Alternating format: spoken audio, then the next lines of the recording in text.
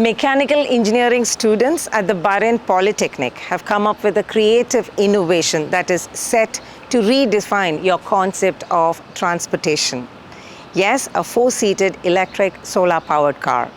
With us on the Story Loom from the 973 show is this big team, this wonderful, brilliant team joining us to share their story.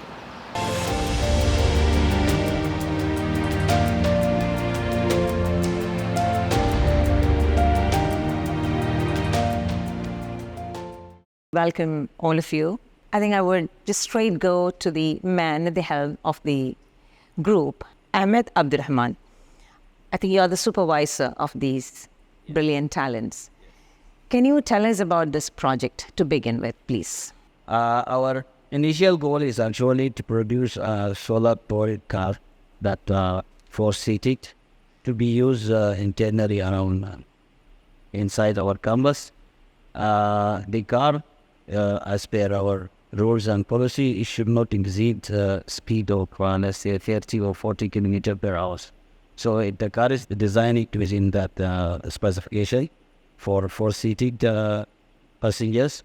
Maximum speed of, let's say, 40 or 30 kilometers per hour, and should be solar powered. So the car can run up to, like, when it is fully charged, and then can run up to 1.5 hours with full functioning situation. The car has been tested, so designed, fabricated and tested internally, and it's shown a good functionality. Would anyone like to tell us how the car, the features of the car in terms of its sustainability, its safety aspects, and how does it contribute to a clean environment? So our car is utilizing green energy from the solar panel, and our motor, which is 900 watts, this provide enough energy to reach up to speed up to 30 kilometers per hour. In addition to, our car can also carry 4 passengers. We have also horns and sirens in order to notify the pedestrians walking on the campus. The way the car functions or utilizes a solar panel to create energy inside, it takes direct sunlight and converts it into an electrical current. And from there, it's converted into direct current, so it would be able to go through the solar charge controller, and from there it moves on to the batteries. And it charges the batteries in that way as long as you have optimum amount of sunlight, and it's preferred to have peak sunlight, which is around the afternoon. However, even when that's not possible, it is still charging. Due to the size of the panel that we have here in our vehicle, powered at around 300 watts, is able to charge the 4 batteries in around 8 hours. But that does depend on the amount of sunlight and whether there's dust in the area and whether the panels are actually clean or not.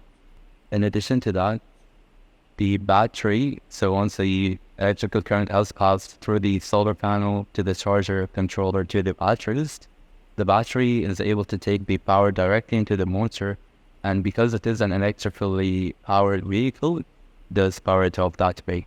And the same thing goes on for the lights and the horns, and they all use the power taken directly from the sun and the batteries. Thank you, Mohammed. That was very technical for a person not into the industry, basically. But then thanks for taking us through that technicalities, which many of the experts out there would have captured. But is there anything more that any of you as an expert would like to add on the functionality of the car before we go into other topics? So the door is powered by 4 batteries with a 12 ampere crazy. So they can run for an hour and a half. It's powered by 4 batteries, and they run up to an hour and a half with the push rotor, and up to 2 hours with the solar energy belts. And the motor is 900 watts, so the benefit of the motors, it's quiet and it has an instant torque. So even if the weight is high, it still can move without any slidings. Interesting. It's very interesting to hear all this. And when I listen to you, it's sounding so easy, and I know it's not very easy. It must have come with a lot of hard work into it. And Claes, before we go into those, I would like to know about the cost effectiveness of this much of input. In terms of cost effectiveness, if you look at the current market for security club cars, one of the biggest companies is called Club Car, which is currently used here at Bahrain Polytechnic. Those cars cost around 10,000 US dollars, which translates to around 3,000 BD. But in terms of our car, most of the equipment that's implemented in the car is handmade by students here. Oh, wow, that's impressive. Yeah. Everything is fabricated in this workshop. The only thing that is purchased from outside is the solid axle and motor itself. Everything else is manufactured right here in this workshop by these brilliant students. Okay, great. Kudos to all of you and your mentors. On that note, I would want to know, like, what actually went into the making? What are the materials that went into the making? And maybe I would want Manal, you to address that, the only woman on the team. With what have you made these cars? We had used plastic PVC in the making of the car, particularly for the chassis of the car. We selected plastic PVC in particular because it's widely available in the market. And it is a smart choice. It's extremely cost effective in comparison to other materials such as metals, steel, and so on. It's lightweight, which reduces the need for extra power to move the car. And it's just simply versatile. So we could use several fittings of different sorts to shape it the way that we wanted to. Great. Thank you, Manal. Just a random question. How did you come up with this project? I might want to go to Mr. Saeed Imam, the course director, to tell us, is there any specific reason for picking this project? This project is actually part of third year course, Mechanical Engineering. It's a level 7, year 3 course, split into 2 semesters, semester 1 and semester 2. Semester 1, we had design and analysis of chassis and suspension. So the various groups were working in each section. So students used to have different types of chassis and different types of suspensions. Finally, we had a big debate, and then we came up with one best suspension, one best chassis. Then when we moved on to semester 2, we started with fabrication and manufacturing. We have a set of fantastic, brilliant, hardworking and motivated students who used to stay with us until even late night, until 10 o'clock, 11 p.m. also. So you can say right from morning 10 until night 11 p.m. we are working continuously every day, except holidays, for let's say more than 8 weeks. And the outcome of this hard work is we have the first solar by our campus. You all should be proud to hear those adjectives from your course director, that you're hardworking, you're brilliant, and yes, indeed, time has been put into it, isn't it? Very innovative thought and very creative. Now, we have the car here, right here behind me. I'm very happy to see that. How are you planning to use this? Who would like to go for it? Welcome to Sri Sokya Ayurvedic Center, where ancient healing meets modern wellness. Located in the heart of Mahuz, our center offers a wide range of authentic Ayurvedic treatments.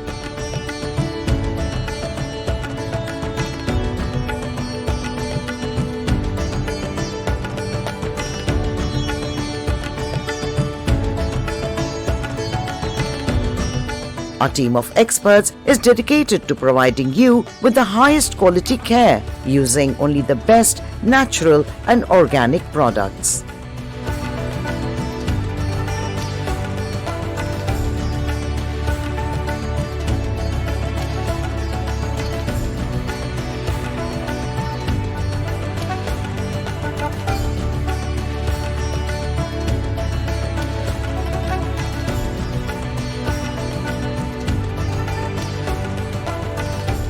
The other club car is already being used here at our campus by a skilled of two.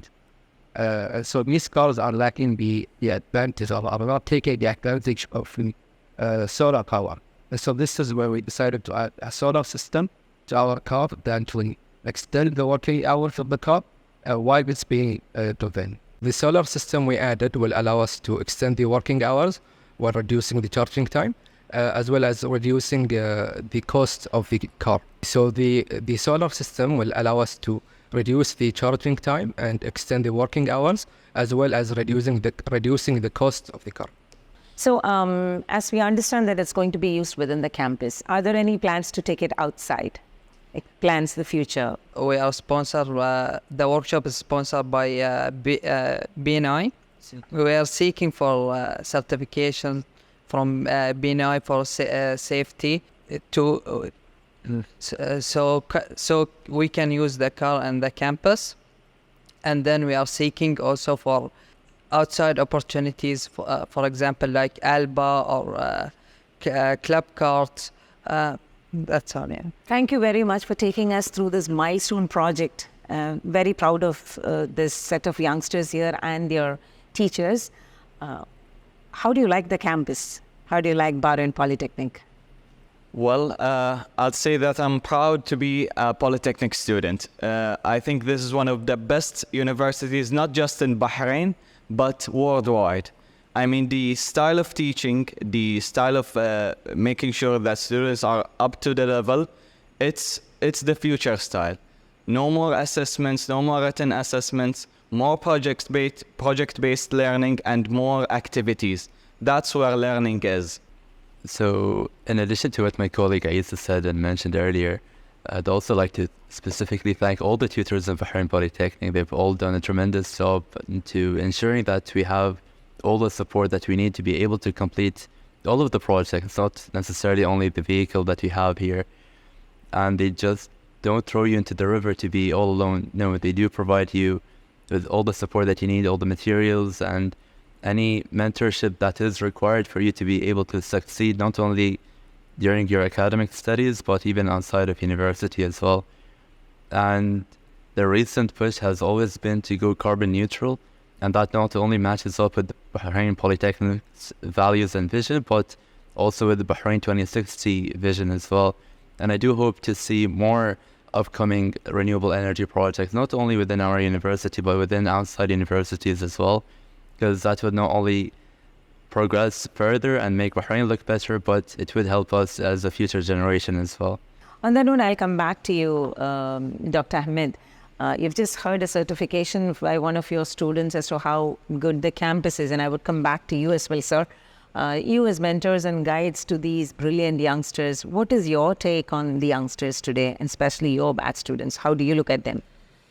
I'm very proud of them, and I was with them since the beginning, so I have seen how hard work they are doing, how they are encouraged to finish and finalize this project in the best way possible. And one thing actually drive us to look for certification for the car and to be used inside the campus, because we don't want this all this effort to be thrown at the end in one of our let's say stores. These guys, they love this car and they like to see their effort is being used by other people, so this is their contribution to the society. Initially we will try to help the Bahrain Polytechnic Society, and after that, if we successfully get the certification, we will try to use the car in the other campus. Of course, for time being is internally, like my students Abdurrahman mentioned, like Alba, Babco, the Gulf, the Royal Gulf, all they are using security club cars. So I think it is a good choice for them, and everybody should be proud of that. This is our product, and we are using it safely and comfortably with less cost at the same time. Wait, can I ask you as well, sir? What is in your opinion about the trade, mechanical engineering as such, and the interest that you see among Bahraini students for this trade? The best part of this course is that this course is fully PBL. It's like problem-based learning. So initially, students, they don't have any idea about what they're going to do. And most important thing is that every year we bring a new challenges and new concept to this project. Like we introduced new subject project. Like last year it was single-seater. This year we made 4-seater or 3-seater. So that inducts, you can say, interest and motivation among the students. Like they start thinking like how my final project should look like, because they don't have any background information about that. We introduce like we act like a facilitator, and here students act like a customer. So we give them subject project, like this is the requirement, like single seater or 4-seater or whatever.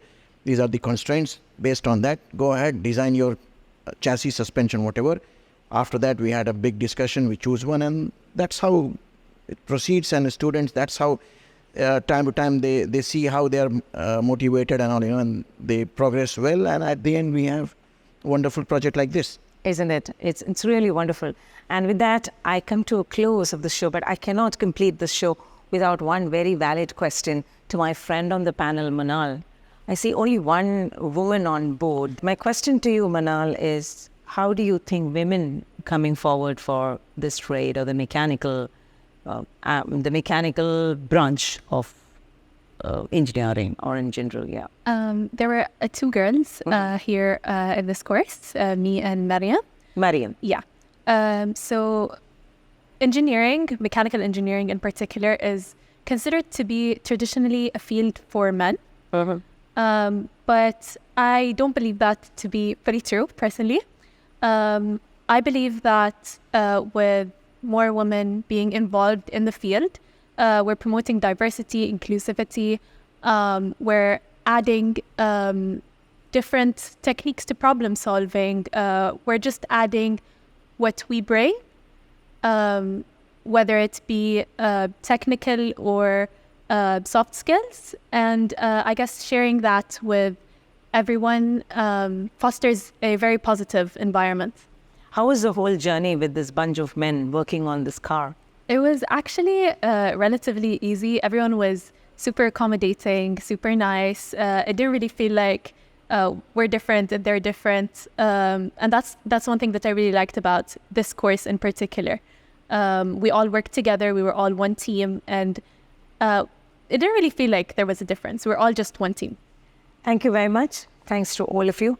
Well, that's a young team of mechanical engineers at the Bahrain Polytechnic who have come up with an innovative, eco-friendly alternative to conventional vehicles.